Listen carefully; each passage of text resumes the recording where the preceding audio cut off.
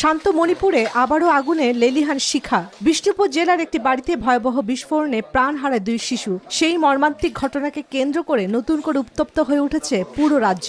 বিচার ও নিরাপত্তার দাবিতে রাজপথে নেমে আসেন ক্ষুব্ধ হাজারো বাসিন্দা।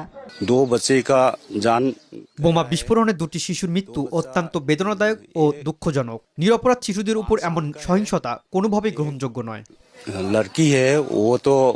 বিষ্ণুপুর জেলায় সংঘটিত এই হামলার পেছনে সশস্ত্র গোষ্ঠীর হাত রয়েছে বলে দাবি করছেন স্থানীয়দের একাংশ। ঘটনার পরপরই উত্তাল হয়ে ওঠে এলাকা। এক পর্যায়ে স্থানীয়দের সঙ্গে পুলিশ ও আধা সামরিক বাহিনী সিআরপিএফ এর দফায় দফায় সংঘর্ষ হয়। প্রতিবাদীদের লক্ষ্য করে নিরাপত্তা কর্মীরা গুলি চালালে হতাহতের ঘটনা ঘটে।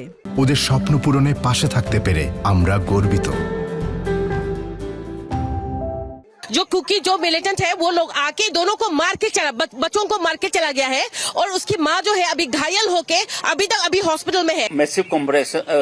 অপরাধীদের শনাক্ত করে আইনের আওতায় আনতে আমরা ব্যাপক তল্লাশি অভিযান শুরু করেছি। জীবিত বা মৃত তাদের গ্রেপ্তারের সর্বোচ্চ চেষ্টা চালানো হচ্ছে। গুজব ও সহিংসতা রোধে মণিপুরে 5টি জেলায় আগামী 3 দিনের জন্য ইন্টারনেট পরিষেবা বন্ধ ঘোষণা করা হয়েছে। পাশাপাশি বিষ্ণুপুরে জারি করা হয়েছে কড়া কারফিউ। হামলার নিন্দা জানিয়ে সবাইকে শান্ত থাকার আহ্বান জানিয়েছেন মুখ্যমন্ত্রী। দীর্ঘদিন ধরে চলা জাতিগত সংঘাতে মণিপুরের মেতেই ও কুকি সম্প্রদায়ের মধ্যকার বিভাজন এখন চরমে।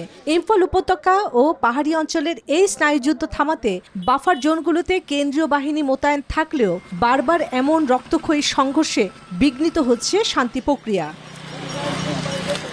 চন্দ্রানী চন্দ্রা, নিউজ 24।